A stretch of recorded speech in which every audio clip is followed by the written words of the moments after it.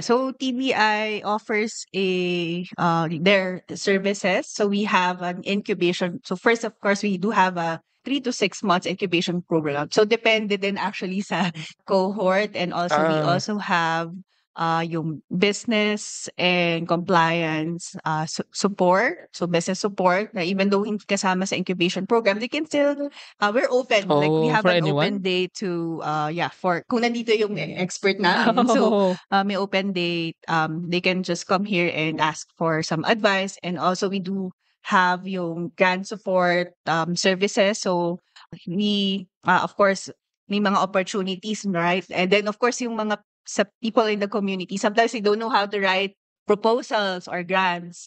So we help them write, for example, yung mga SGF grant or yung WISE program na grant. So hmm. not only here in the Philippines, but also yung mga international grants as well.